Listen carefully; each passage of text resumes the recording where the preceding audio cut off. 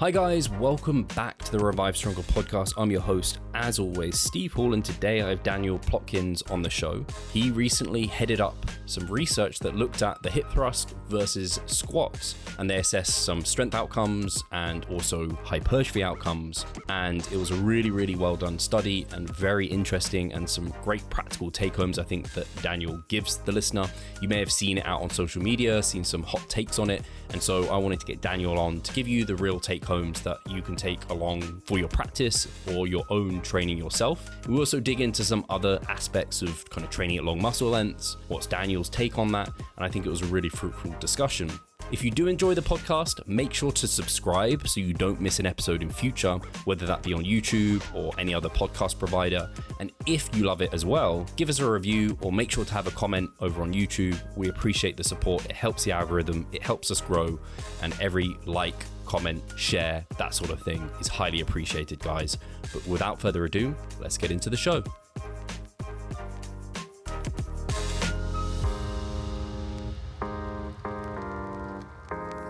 Hi guys, welcome back to the Revive Stronger podcast. I'm your host, as always, Steve Hall, and today I have Daniel Plotkin on the show, or DP, or Dan. We're talking off air. I was like, I automatically go to shortening people's name and I just go to Dan. It's like people just, I was Steven to my family and now I'm Steve, like to everyone else, even like changed my Facebook name. So how's it going, Dan? How are things on your end? All is well. Yeah, I'm super excited to be on the show, and feel free to use whatever name you want, shorten it, make it longer. Your call. And people might have heard your name recently because, and I say recently because Brett Contreras, a huge name in our kind of evidence-based like little niche, I guess, with so many followers, and you were the lead author of a study that he helped fund. And Dan himself is a PhD student studying molecular and applied muscle physiology at Auburn University, and you looked at hip thrusts versus back squats, which is kind of been done in the past, but maybe not super well. And so I know Brett really wanted to do it justice, basically, to investigate this, because as we were speaking off air, people seem to have a really strong allegiance to the squat. I certainly did for a time where I was like, not so much for the glutes, but like for the quads, I was like, this is the best quad builder ever. And I'm like, I kind of moved away from that a little bit because you realize there's a lot more going on than just like, I don't know, certain exercises being king. There's a lot of things that go into program design and things like this. But I wanted to get you on to kind of discuss this study, kind of give people an understanding of how you ran it, why you ran it that way, and then also the methods and things like this that sometimes people skip over because they just look at the results and they just read the conclusions there. And then also what maybe your practical take homes would be. So I guess starting from the top, or actually, first of all, is there anything else you want to let the listeners know about yourself, or before going into this study, like anything in that regard? Yeah. So in terms of a little background on me, I started getting obsessed with fitness when I started wrestling in high school. And so manipulating body composition, all that kind of stuff was sort of, par for the course when it came to wrestling, and just wanted to be jacked. Every little kid wants to, looks at superheroes and stuff like that. And it's just like, I want to look like that. So it sort of went hand in hand with trying to be like good at combat sports and good at, the archetypal little kid who has a chip on his shoulder, who wants to be, big, strong, and fight well and all that kind of stuff. And then I got really obsessed when, later on when I got more into really wanting to be a good wrestler and stuff like that, and manipulating weight, getting as strong as possible, getting as fast as possible, all that kind of stuff. And then that sort of parlayed into becoming a trainer. So at around 18 years old, I started training people. I'm now 27, so a really long time training people. And then luckily I was in New York, so I started with more clinical science, and then being in New York and having Dr. Brad Schoenfeld nearby, I did my master's with Brad. And that's when, I really dived into hypertrophy science. I was already obsessed with it, but then, he's like the most passionate. Like, I probably haven't met anyone more passionate about hypertrophy science for as long as he has. So yeah, I did my master's with him. I was the first master's student to graduate out of his program. And then I wanted to get into like, all right, we know sort of like practical what to do for hypertrophy, but I wanted to mesh that with, all right, what's going on at the molecular level while also considering the practical and sort of marry the two. And there's very few labs that do that. Many labs do one or the other really well, but Auburn University, where I am, Dr. Roberts, he does a really good job of trying to sort of marry the two and say, all right, what can we ask from a practical standpoint while also getting biopsies and looking at what's happening at the molecular level? How does muscle get regulated and so on? So yeah, super excited to be at my new lab. Very cool. Yeah, when I was reading over, well, when I was looking at what you were like kind of studying for, I was like, oh, I hadn't heard. I don't know if any other guests have been studying that. I was like, oh, molecular. Like, actually, yeah, I hadn't heard many doing that. So Yeah. that helps me realize why I felt that way, because, like you said, it's kind of a bit unique in that sense, not as readily available. I'm not sure if a while back you had Dr. Cody Hahn on, and so he came Yes. from the same exact lab. So he graduated as soon as I came in. So yeah. That's awesome. So now, are you still wrestling now, or are you just bodybuilder, powerlifter, just general lifter? Yeah, I'm trying to get as jacked as possible. Not necessarily to step on stage, just like that's my primary goal, but I do jujitsu now. So after wrestling, I just started doing jujitsu, and now I'm sort of obsessed with jujitsu. And many times that gets in the way of bodybuilding, but I love them both enough that I'm willing to make the sacrifice, and I'm not stepping on stage or anything like that. So not a recommendation I would give, like do jiu-jitsu and bodybuilding in tandem, but you can definitely make it work with the right tweaks. For sure. Yeah, it's that seems to be, there's quite a lot of guys. It was always, if you do bodybuilding, you also do like powerlifting alongside, or maybe powerlifters get into bodybuilding. It seems a lot of people are now going into those like MMA, the mixed martial arts, and I don't know, Dr. Mike, I know, maybe he popularized Brazilian jiu-jitsu for a lot of people. It's not something I've ever done, but I see people doing it. I'm like, man, maybe I'm missing out. That might be quite fun. But also I'm like, no, I can't let any of my gains possibly diminish. I need every little bit I can get. For sure, yeah. So, I mean, it sort of goes hand in hand with what happened with the study. It was my first, I wouldn't call it a bad injury, but it was not amazing. So my LCL, somebody like whacked into it really hard while we were rolling, like a nearby group. And so for the first like couple of weeks of the study, I was like on crutches trying to teach people how to do lifts and stuff like that. So it was pretty bad, but luckily it was only like a few weeks and then crutches came off. But yeah, if it's hard to run a randomized controlled trial, doing it on crutches for the first like week or so, especially when you're trying to teach new people lifts, was very hard. But luckily I could get some movement in, so it was okay. But yeah, do not recommend if that's your main goal. So I'm definitely with you. Don't if you're trying to get as jacked as humanly possible, maybe don't add a sport that could mess you up alongside it, for sure. You've successfully put me off now. I can't be dealing with an injury. I need my leg training and any bit of muscle I can get on those. So, and talking about leg training, I guess that's a good lead way into the study then. So yeah, I'd love to hear, you might even have a different angle you will kind of want to start with, but like the objectives of the study is kind of where I was thinking to start. What were you looking at? What kind of were the things that you were looking to measure as you went through this? Yeah, so originally the study was actually going to be something different. So I wanted to try to isolate the length question originally. So we came to Brett and sort of proposed a study that was more isolated to whether muscle lengths equal, or longer muscle lengths equal more hypertrophy. So it was, I think originally 2 exercises per group. It was going to be RDL, front foot elevated, and 45-degree hyper. And that could have been in trained individuals because 2 exercises and, enough volume where they could grow a whole lot, even with whatever volumes they were coming into the study with. But then one thing led to another. Brad Schoenfeld got involved, and considering the other evidence that existed, that was, some nefarious activity going on there. And this is also a really popular question, squat versus hip thrust. You see it all over the internet, this one, like people strongly in one camp or the other, people strongly in a camp that one exercise does nothing for that muscle group. So like tons of people saying hip thrusts do nothing for the glutes, tons of people saying squats do nothing for the glutes. So we knew it was going to be a popular question and a question people wanted answered. Every YouTube comment section, underneath squats versus hip thrust and so on. So we decided to go with the more popular question that doesn't isolate, the length question as well. So that's sort of how it came to fruition. And then if you want, I can sort of jump into what we did, how we did it, and so on. Yep. Yeah, for sure. So we ended up with 34 individuals, and we randomized them to squat only and hip thrust only.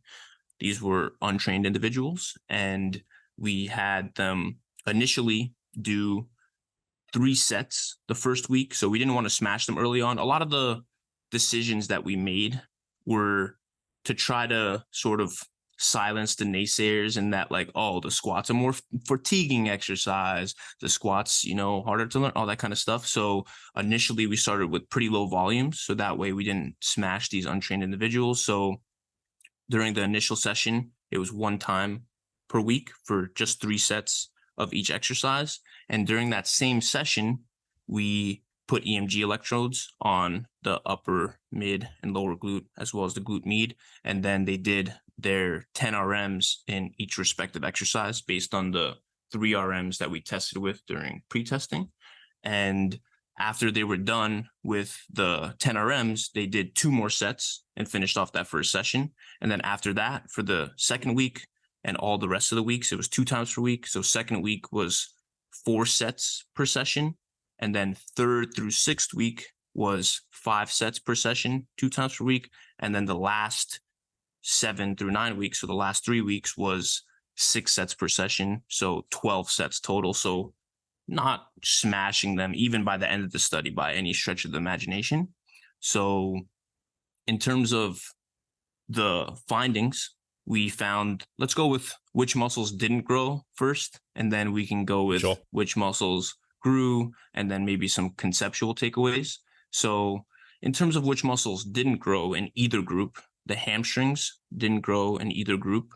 And this is probably like the 4th or 5th study to show this in the squat, and the mechanism makes sense. As you go into the eccentric, the hamstrings being lengthened and shortened at the same time, and then vice versa on the concentric. The same is true for the hip thrust, but having some evidence in the hip thrust, particularly because people sort of feel it in the hamstring a little bit sometimes, and so on, is really good to know. So the practical takeaway there is that if you want hamstring growth, don't expect it from either of those exercises. Another really interesting thing that we found was the glute medius and minimus didn't grow very much from either exercise. So if you want more rounded out hypertrophy of the lower body, doing some abduction, some abduction exercises to target those muscle groups is probably a good idea. And sort of by the same token, we found that in both groups, the lower glute grew more than the upper and middle glute. So both groups had the same hypertrophy for the glute in terms of pre-post. There were no meaningful differences between groups. But when you compared like the aggregate of both groups, the lower glute grew more than the upper and middle. So the upper and middle glute grew by about 10% pre to post, and the lower glute grew by about 20% pre to post, so about double. So I think sort of along the same lines of the glute med and min, doing some abduction exercises would probably be a little bit more specific to the upper and middle. Although they grew very well in both of those exercises, getting some extra work in that is in a different plane is probably a really good idea. And then in terms of the thigh, so quad and adductor, the quad and adductor grew much more by about double in the squat group. So kind of expected, quads and adductors are hit really hard in the squat and not very hard in the hip thrust. Surprisingly, they did grow a little bit in the hip thrust.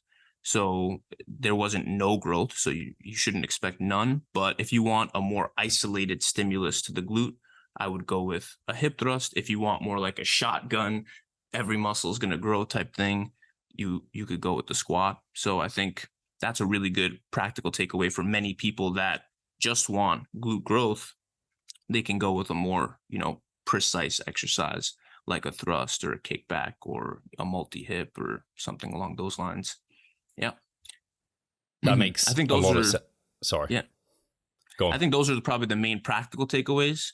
if you want, I can jump into some sort of like conceptual stuff, or if you have any questions. Yeah, I was just going to say, so obviously you measured out kind of the hypertrophy that each exercise gave you. You also mentioned EMG, and some people have tried to use that to like forecast hypertrophy. How did that kind of fall for you guys? Yeah, that's a great point. So I always forget to say the It's all right. EMG outcome. Cool. So yeah, we looked at it in a few ways, but the two main ways is that you can compare amplitudes between individuals, both mean and peak amplitudes, and then you can compare them by region. So within one individual, if they got more amplitude in the upper glute, would they expect more growth in the upper glute, and so on. And we found that no matter how you slice it, it didn't predict growth. So it sort of confirms what, Andrew Vygotsky and a lot of other people were saying, that excitation doesn't equal activation. So just because the nervous system is sending a signal to the muscle doesn't necessarily mean that there's more overlap of fibers and so on, because once fatigue sets in, what's going on at the muscle level doesn't necessarily jive what's going on at the nervous system level. And then you have to layer on a whole bunch of other things. What position is the lift in? Is the conformation of the muscle different, and therefore you're getting a higher signal? There's just a lot of, so length. If the muscle is at longer muscle lengths, then you usually expect less nervous system activation. But we know that there's higher hypertrophic signaling there. So there's a whole bunch of things that you have to correct for. But the issue with having to correct for them is that you end up overlaying what you already think is going to happen and what you think is happening at the muscular level to what you're seeing with the EMG, to the point where, what is the utility of the EMG? So what I always try to ask people when they use it as a tool is, when will it change your mind?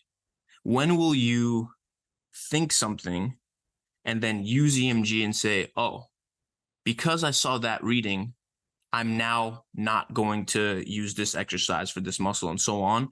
And almost never have I gotten an answer that is convincing in that regard. Usually people are overlaying what they already think with what they're seeing with the EMG. Oh, this happened because of this. This happened because of that. You're seeing a higher amplitude because of this specific thing. So until we get to the point where we can find a context where EMG is actually predictive and validate it in that way, I'm very skeptical of findings that only are looking at EMG in isolation and trying to make predictions from there.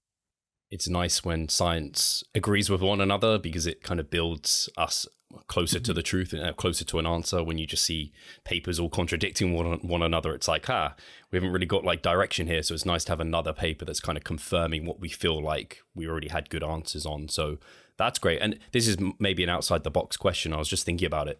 And I don't know if this works in the context, but do you think, and I think you asked actually some of the people lifting which exercise they felt the glutes more in.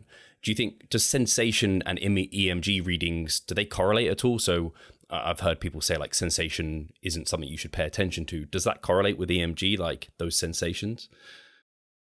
Yeah.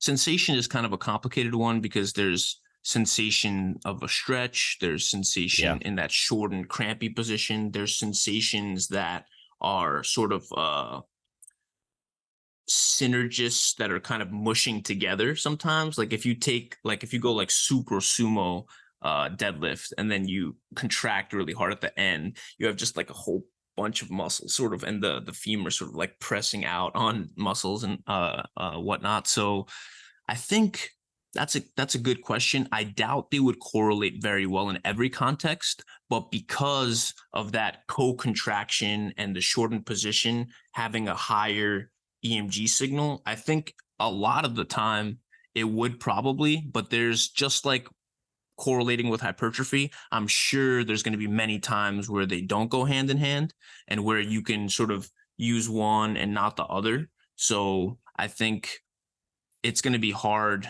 It's going to be an uphill battle to try to one, get those two to correlate, and then whether those two actually matter for hypertrophy is another really not so solid line. So I think ignoring sensation is probably a bad idea.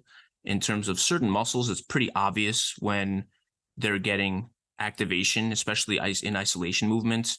It's also obvious when you can feel the stretch in certain muscles. So I think ignoring that and sort of not having that as sort of a stopping point or a point you're trying to reach is probably a bad idea. But using anything in isolation is probably also a very bad idea, which I think jives with the outcome of the study. Many people were taking length in isolation and saying, oh, if the muscle is in a lengthened position, it's automatically getting more stimulus. So we didn't isolate the length question, but many people, just because the glute is in a more lengthened position at the bottom of the squat, were saying it has to be the better exercise without considering the fact that the quads may be the limiter at the bottom of the squat, or maybe the adductors working really hard and so on. So looking at any one variable in isolation is probably a bad idea. So yeah, really good question.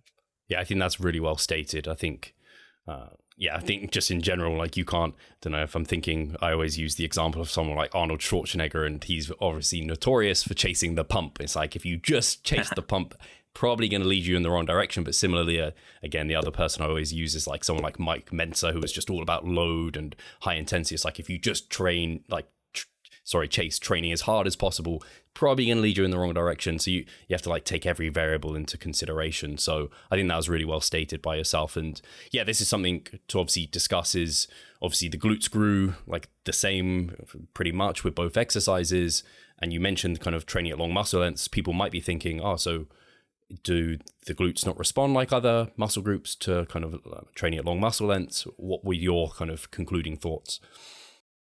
Yeah, so I don't think that you could make that assumption based on the specific two exercises that we used, because as I mentioned, there's a whole bunch of other muscle groups that are working really hard at the bottom of the squat that could be limiting the output. So it could be that your quads are closer to failure at the end of a set and you're stopping because of the quads, and your, glutes are 3 reps away from failure, 4 reps, and so on. So looking at just length in isolation when we didn't do that would definitely be a fool's errand. But it also, by the opposite token, let's say the squat blew the hip thrust out of the water, then you could probably, and it's, you always want to cautiously make mechanistic inferences from studies that didn't actually measure mechanisms.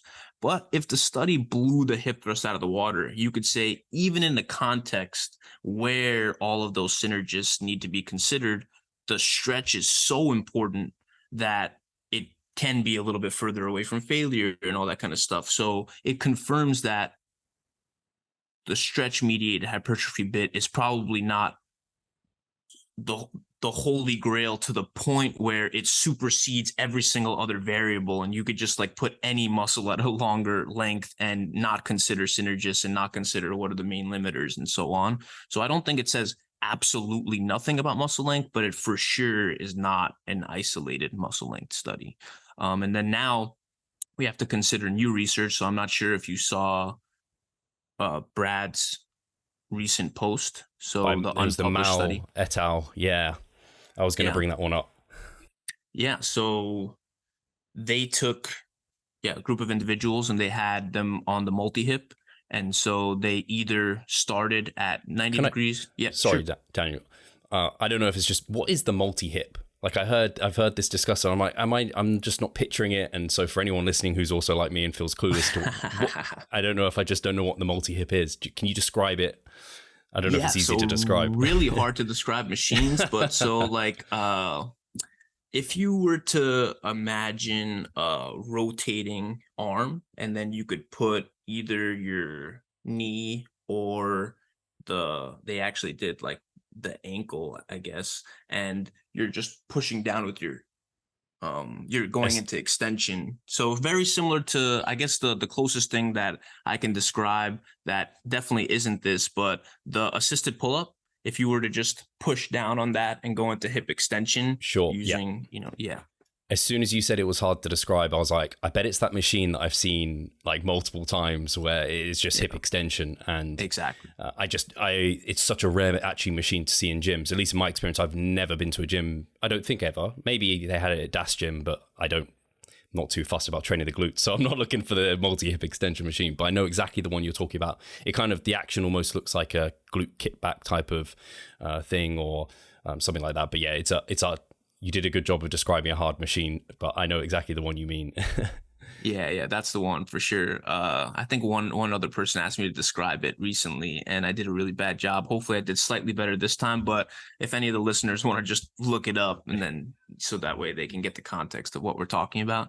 Yeah. So yeah, they took individuals and they used a straight leg, which if you're trying to isolate the glute, you wouldn't have used a straight leg position, but you could still make inferences because it is a lot more isolated. So they had one group start at 90 degrees of hip flexion and then go down to 45 degrees of hip flexion. So a partial at the more lengthened position of both the hamstring and the glute. And then they had the other group start at 90 degrees and then go all the way down to 0. So not full hip extension, but more hip extension. And so this is unpublished. And not only is it unpublished, but it is like a poster presentation. To my knowledge, it seems like that's what it was at a conference. They presented it as a poster. Yeah. Okay. Yeah. So an abstract. So definitely not something that we haven't read the methods yet and all that kind of stuff. But if these findings, if there's nothing super weird about the methods, it's pretty strong evidence.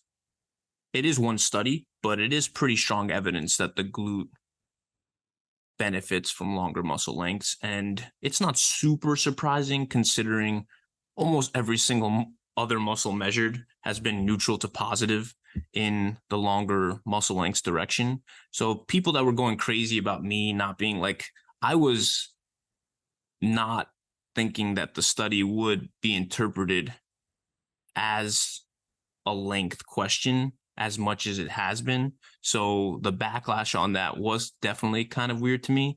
But now that we have this study, it sort of takes the heat. I'm very glad this abstract came out in very short order because then it is a more isolated way to look at this. I hope, it gets published very quickly and we can see, the methods and whatnot. But based on limited evidence, I would say every muscle that we've measured benefits from longer muscle length training or is at least neutral to positive in every context it's been tested. The reason I'm fairly comfortable saying that is because even though it's limited evidence and many of it is in untrained individuals, much of it is coming from one lab and so on. If you put your coach's hat on, worst case scenario, you'll have a neutral outcome, right? So like, let's say these don't pan out and you've biased more of your training toward longer muscle lengths.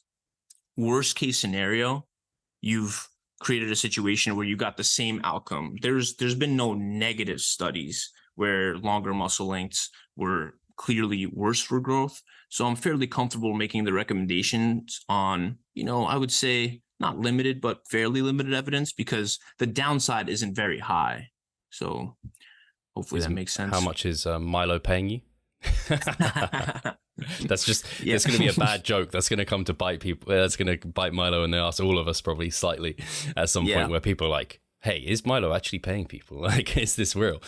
So yeah, I thought that the only thing I saw, and I might be off base here, I saw it was 5x10 at 70% of 1 rep max, and it was full ROM versus the length and partial.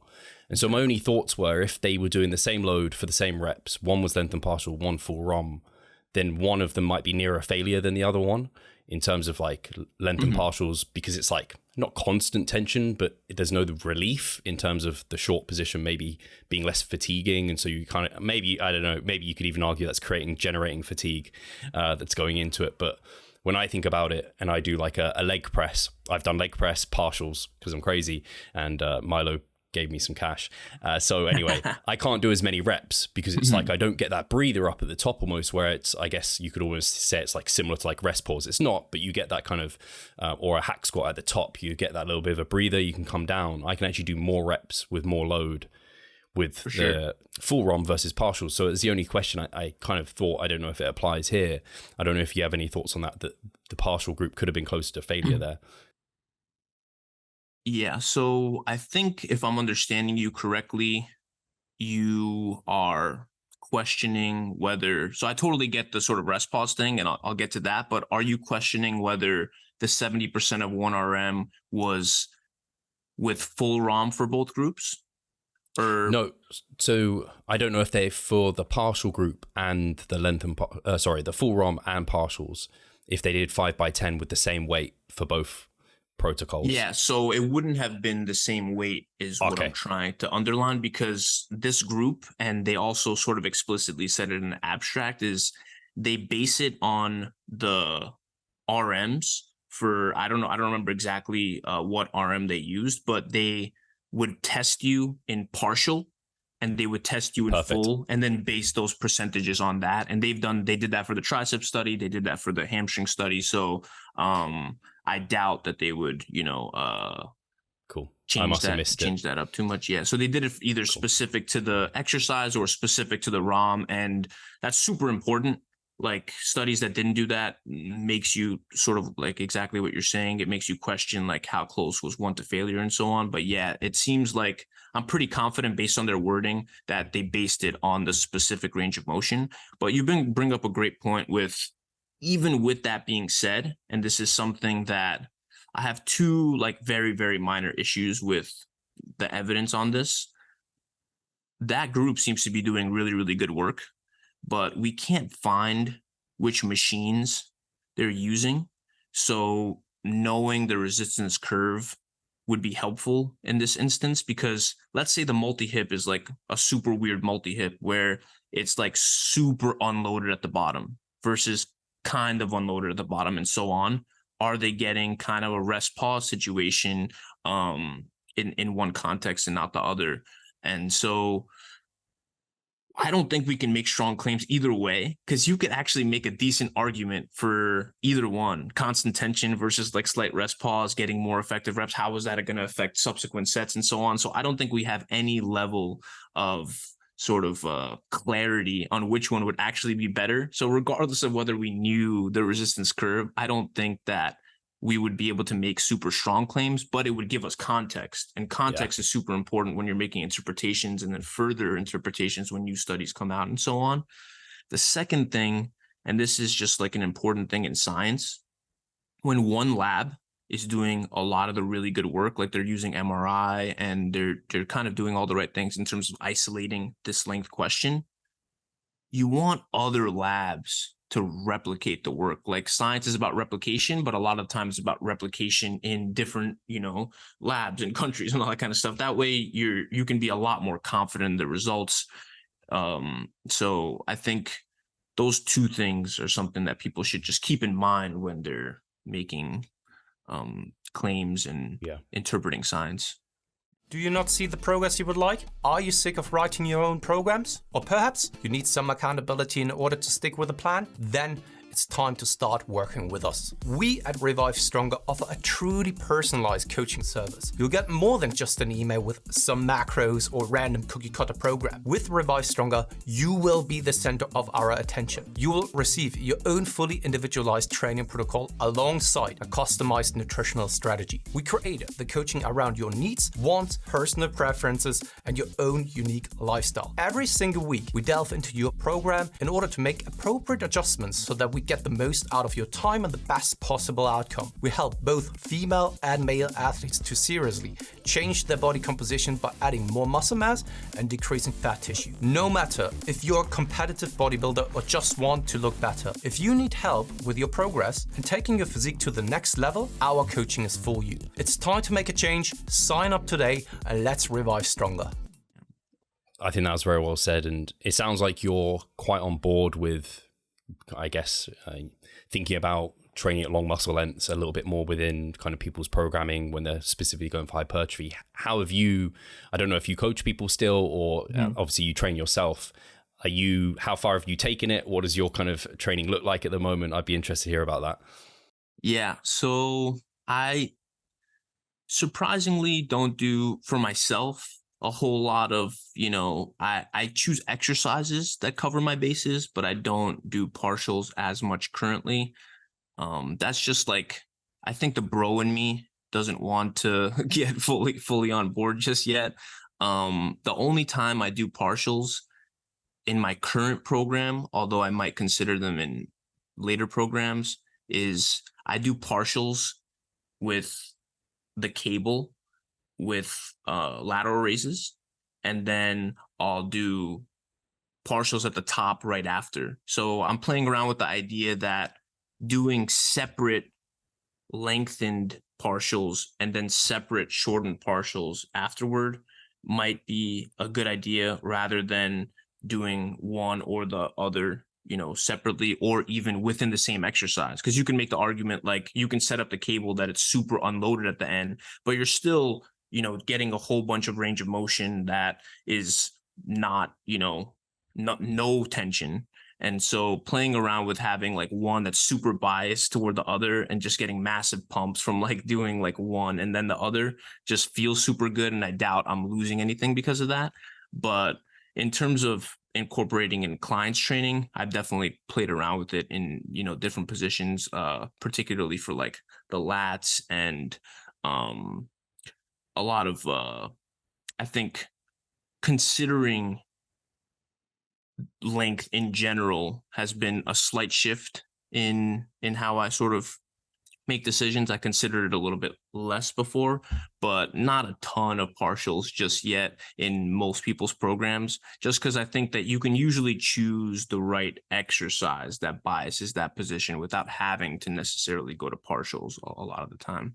Yeah, I think that well describes where at least I felt the most benefit is basically for exercises where you can't make it biased to lengthened, like pulling, like lat movements a lot of the time. Like doing the partials in that situation just feels so natural. Whereas I can tell you leg press doesn't feel natural, not to lock out, but not to say that feeling natural and my bodybuilding intuition is leading me down the right path. But sometimes it can, I'm not sure. And theoretically, you're getting more bang for your buck with doing it for something like you said, the pulling work, where you're weakest, where it's short. So you're missing out on plenty of reps if you kind of cut it there. Yeah, for sure. And I think another thing to consider is how much volume are you doing? So I think if you're veering on the side of lower volumes, I think getting some partial work in and biasing more of your volume toward the lengthened position makes sense to me. But there's some people that are doing like specialization phases and that like really want to grow their glutes, for example, that I think biasing like 70 to 80% of your volume to the lengthened position in a context where you're doing like 30 to 35 sets per week might be a bad idea. Recovering from that is probably going to be a tall order, but including, band work and thrusts and kickbacks alongside that lengthened work at those very high set amounts, I think could make sense. Whether that actually pans out, whether you need that volume or whether there's an additive effect from the mechanisms is definitely an open question. But when you get people that are super, super motivated that want to just absolutely smash that muscle and, they're used to those high volumes, I question whether, like, people talk about the U-shaped curve a lot, but the chances of it being a U seems very unlikely, meaning that if a precipitous drop off, like I would expect it to be like most bang for your buck early on, then less bang for your buck, but still, more growth, then a flattening for a decent while before the drop off. I wouldn't expect like you to go from 15 to 20 sets and you start losing muscle at that 20 set amount. You'd probably just not gain more, Yeah. I could totally be wrong, but it doesn't really make sense from a physiological standpoint that the body's like, a little bit more and you're just screwed kind of thing.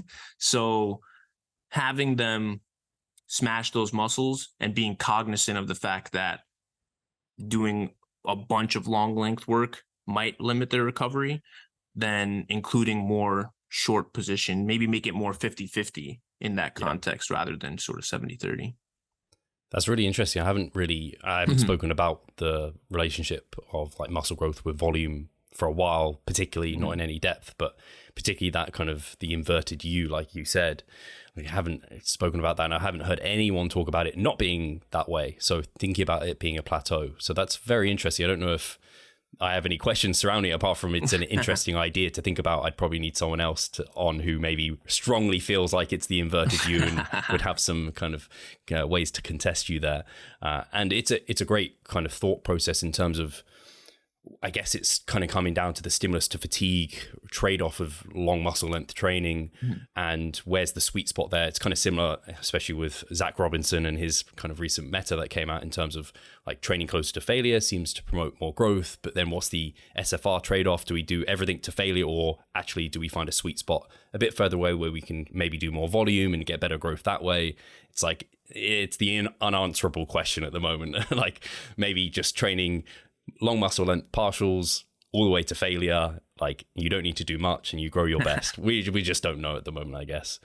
Yeah, for sure. And I'm not sure that we will ever know with the level of clarity that we want to on an individual level. You might be able to say on the group level in some context, but there's so many variables that come together that modifying one might change how the others respond and so on. So you can't run every single randomized controlled trial with every single iteration, every single population. So we're just never going to have the answers, which is why I think if the field wants to go, and I don't know if this is possible, but if the field wants to go in sort of an individual direction, we have to start thinking about proxies, things that can predict growth, because that's really the only way I can see making decisions on an individual level. You take a marker, you do a measurement in the specific individual with a specific exercise rep range, set configuration, and so on, and then say, okay, for you,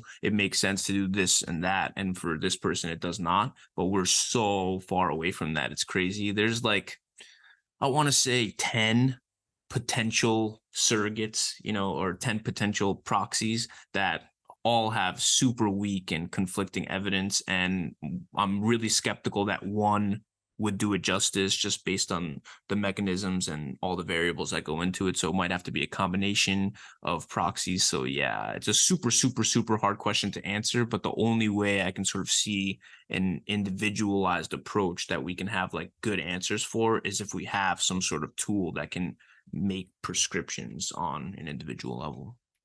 Is that where are you kind of coming from the basis of like just muscle growth is so slow and there's so many variables that are going on in the mix of things, it's hard to be confident, especially as someone more advanced, like whatever's leading to that outcome is because of like this specific change you've made, and some of those shorter term proxies or things that might be correlated with growth could give you a better decision making kind of tool. Is that along the right lines? Yeah, I think what I'm trying to say is that the tools that we currently have is exactly what you're saying, where like usually you're using like performance as a metric and other things that I think definitely shouldn't be ignored. Like if your weights are going down week to week, you're like, all right, I'm doing something wrong, right? So there's just the level of sensitivity that those measures give you are not very high. So you could, for example, make a very good argument that you want to get stronger at a really slow pace and get the volume just right for hypertrophy, where you're improving, but you're actually improving more slowly, rather than like dropping down the volume and then improving strength wise more quickly. So like the answers to those questions are, very unknown, and how to use load and all that kind of stuff and how that fits into the equation is unknown. What I'm trying to say is that a tool where, for example, let's take some of the proxies that are currently out there. So EMG, we found out, not a super useful tool to, or at least in the context that we looked at it, right? But let's say ultrasound and muscle swelling. If you could take an individual, have them go through a session in a specific way, put the ultrasound on and say, okay, there's more swelling at the muscle, and that correlates with hypertrophy well, then we might have something that's a tool that we can use on sort of week by week or, meso by meso basis, where we can have some level of predictive capabilities that is a bit more sensitive than what we currently have. So there's, all the things that have been looked at, some harder to measure than others, but there's muscle blood flow, there's ultrasound and the swelling, there's androgen receptor density, there's satellite cell proliferation, there's so all of these things that maybe in some contexts would be more predictive, but other contexts wouldn't be predictive, is it's a super hard problem to solve. Because if you sort of think about hypertrophy is it's not an outcome where it's super obvious things are going in the right direction, like strength. If there's more load on the bar, something's going right. But with hypertrophy, not only do you not know whether things are going in the right direction, but I sort of think about it mechanistically. It could be that the bottleneck for you is different than the bottleneck for another person mechanistically. So whatever measurement tool we use might correlate on average with hypertrophy. Let's say we find a decent tool. It could be that you lack the amount of necessary capillaries to facilitate growth, but another person lacks the amount of androgen receptors, and another person lacks the ability to upregulate ribosomes and so on. So whether it's true across the board, what the bottleneck is for a person is also a super open question. So all of this stuff, not practical at all for your listener, but hopefully it sort of inserts that these are super complicated problems that are going to be hard to disentangle mechanistically. Yeah. I'm glad you kind of went through some of the proxies. They're very much measurable, objective kind of proxies. And you'll very much be aware of some of the ones, and I like to use some of these with my own training in terms of the proxies local muscle fatigue, disruption, perturbation, the pump, swelling type of thing. I find those to be useful, and it's if I don't have those, what do I have? You might be, I don't know if you already know, but Jake Remmert from Data Driven Strength, we just released the podcast this weekend. So if you haven't heard it, then he's doing his PhD, and he's actually looking into using these proxies, those ones I mentioned, to auto-regulate training. I think he's doing a bicep curl. One arm's doing kind of using those to auto-regulate. The other one's, I think, just training at a static volume. So it'll be interesting to see what happens in that study, and if there's and then we have a little bit of science to say there's some credence to using these proxies to try and manipulate variables versus just it's kind of a bit bro science, if that makes sense. That's how probably the bros thought about their training to some extent. But I like your objective ones, because then it's you can't really the pump is somewhat subjective. Yeah, for sure. And then it even gets more complicated than that. I wonder if they could get an ultrasound on the individuals and correlate whether they believed that the pump was greater in the exercise, and that also sort of correlated with what happened at the level. But then you get into how much is the ultrasound actually, measuring what we think it's measuring and so on. So it gets more complicated, but I think that would be a super cool addition to maybe even the first session. It would be a huge hassle to do it, multiple times, but just the first session, what they think has the better pump, and then get the ultrasound on their bicep, which is pretty easy to do actually. So yeah, that'd be super cool. They do really good stuff, data-driven strength. I really enjoy their content. Yeah, the guys are pumping it out from Mike Zordos's lab. It's great to see, and for yourself too. It's great to see some of the younger kind of generation come through, because I guess we have some of the old dogs, like Mike Zordos. Not that he's old, but Brad Schoenfeld, a little bit older. But these guys are bringing through you guys, which is awesome to keep this going, keep the interest there, get us closer to the truth, which is amazing. Just to kind of jump back to the topic of squat versus hip thrust, I want to make sure we get the practical take-homes for the listeners, because I don't think we necessarily touch on that. So I'd love to hear from this paper, as a practitioner as well, what are your practical take-homes from this? Yeah, so I think I covered the main ones in terms of which muscles didn't grow, which muscles did grow. Another thing that I didn't necessarily touch upon exactly was that you probably want to do both at some point in your training, in terms of both can definitely fit in very well. But if you wanted to do neither one, I'd be totally happy with you, and I wouldn't care at all. And I think you can have an amazing program without either one. I think you can do very specific squat patterns that you don't need a barbell squat. And I think you can do very specific hip extension patterns that aren't necessarily a thrust, and you would not miss out on a whole lot. But variation and people being motivated by numbers and all that kind of stuff makes it so that avoiding them entirely and never having them be in someone's program, might be a mistake. So I think that's another practical takeaway that I sort of wanted to cover. And I think one thing that I've seen that maybe is less of a practical takeaway, but more like how people interpret research, is that they overlay what they already believe onto a study. So many people were making it seem as though if people didn't go ass to grass, like hamstring to calf, that they automatically couldn't grow their glute optimally. But even that assumption is a very big assumption. Just because a limb is moving through a certain range doesn't mean the muscle is getting more lengthened there. So you could very easily envision that you get a rounding of the pelvis that's either visually or non-visually apparent that doesn't create, it actually shortens the glute. So there's a whole bunch of things that become more complicated when you try to make sort of strong mechanistic speculations. But yeah, I'm not sure if you wanted me to like re-go over some of the other stuff that we sort of went through, like abduction and hamstring and all that kind of stuff. But I think those were probably the main. Yeah. Yeah, I think, I guess just like the summary of don't throw one of them out of your program. And like, again, even just the suggestion of like, there's other ways to achieve like similar results from these exercises with other exercises.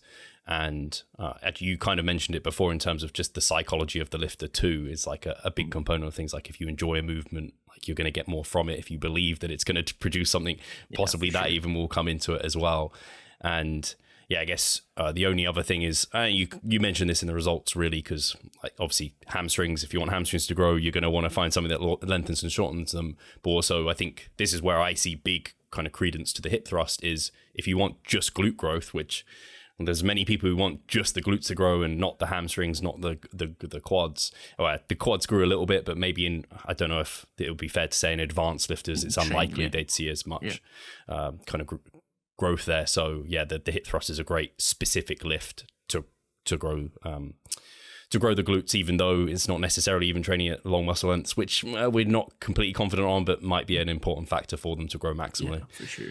And I think another thing to consider is that you can always modify the exercises to make them even more specific to your goal. So it's a fairly open question, but doing a partial at the end range of motion would take the quad and adductor out almost completely for the hip thrust. So if you were like, all right, I'm trained, but I'm still worried about the adductor and quad in the hip thrust, which, probably isn't the most sound worry. But if you're super worried about that and you're just like Quadzilla, power to you. I envy you. But you could do partials at the end range of a hip thrust and then almost totally negate any of the quad adductor action that you might get at the bottom of the hip thrust, because it's definitely not unloaded at the bottom. It's actually the highest amount of resistance is actually at the bottom of a hip thrust. So people often assume that that's it's inverted, but the reason why the hip thrust is a short dominant exercise is because we're much weaker in the shortened position. So that's why it's limited by that range of motion. But the resistance curve is actually a descending resistance curve where it starts not hardest because we're stronger there, but the resistance is highest at the top and then slightly goes down or highest at the bottom and then slightly goes down as you block out. Yeah, so actually doing length and partials on the hip thrust is not a bad kind of thought for people to experiment with, at least.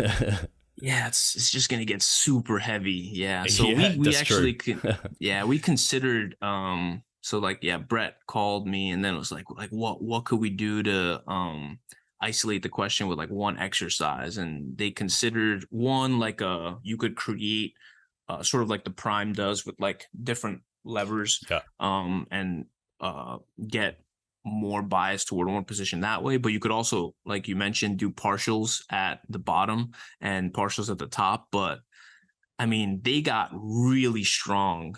Like these untrained individuals got really strong in very short order. So even untrained, you're going to be loading. And I feel bad for the research assistant. I was loading those plates. I was like, no, don't touch it. It's all good.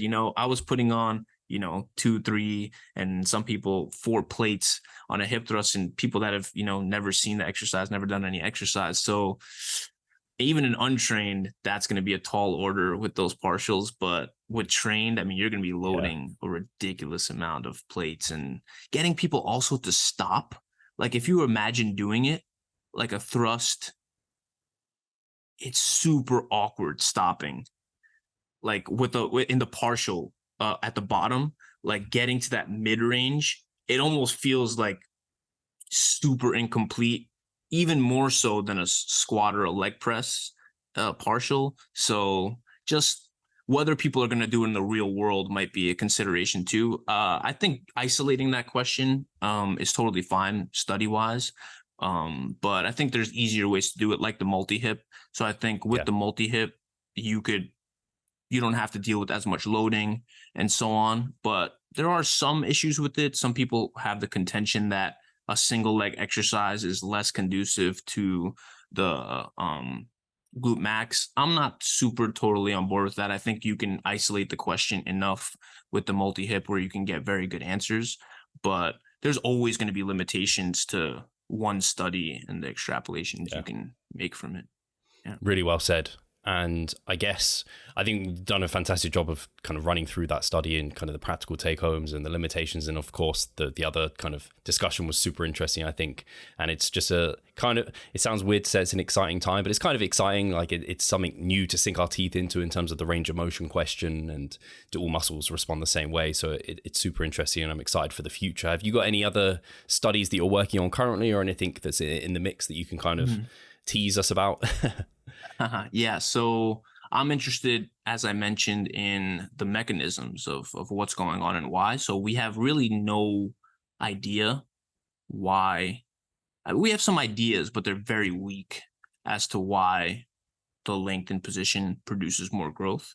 So I want to start teasing that apart with future studies, looking at, tighten phosphorylation, tighten isoforms between muscles, and so on. So I think my future work, my dissertation work, will likely get into mechanisms of mechanosensing, so sensing tension, and get into mechanisms of like length mediated tension. So hopefully we can start. I don't have any sort of like grand beliefs that I'm going to be able to tease them all apart from one study. We'd probably need like 100 studies to sort of tease those things apart, but I want to start getting at that question. And it, to my knowledge, has actually never been done before in humans with either partials or a prolonged stretch and so on. So we're throwing around a lot of ideas in terms of creating a study that can isolate that question that we can actually measure, because where you can get biopsies, you're limited from. It's mostly the bicep and the vastus lateralis. So we have to think of a cool design that can start getting at those mechanisms. So right now I help out, other students get good at that molecular work, sensing tension. We have some bank tissue that I can get good at the assays and whatnot. So I'll have other studies that come out that are sort of secondary analyses that are related to like tension signaling and stuff like that. And then my dissertation work will hopefully be in something around length mediated tension signaling. So I'm excited for that. And hopefully that could also be a longitudinal study where like, all right, more length and tension signaling also correlated with more hypertrophy. I don't know if I'm willing to do another, longitudinal study where, it's definitely a headache for a decent amount of time, but in terms of like whether you want to get out of PhD, I'm definitely going to do a whole bunch of longitudinal studies in the future, but like finishing your PhD on time is a thing. So We'll see if hopefully I can, do everything I want to do. But yeah, that's definitely my area of interest, at least at the moment. Very cool. Amazing. And if people want to kind of keep up to date with yourself, your work, where should they head?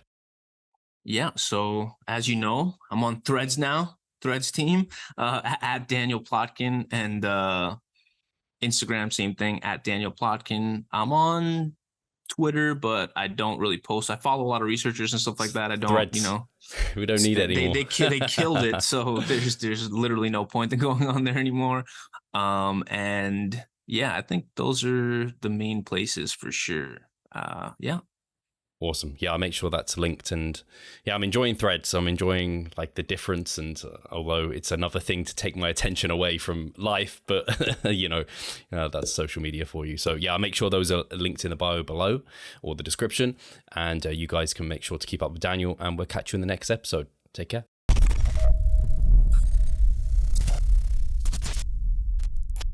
Losing weight fast while maintaining muscle mass. Sounds too good to be true, doesn't it? It isn't though. It's reality, and we know how to do it, and we will help you achieve this. The Minicut movement is an 8-week fat loss program to make you lose a huge chunk of fat while maintaining muscle mass at the same time. We will support you from the beginning to the end so that you see the results you would like to and come out of it much stronger. You'll receive a fully automated spreadsheet that is based on your nutritional needs. You can choose between 6 different male and female training templates. Over 30 videos will guide you through each and every single step of the Minicut so that you're getting the most out of your journey and that you always know what to do. But the best thing is that you can start whenever you want. The Minicut movement is open 24/7. So if you want to learn more or you're ready to sign up, hit the link in the description below. So let's revive stronger together.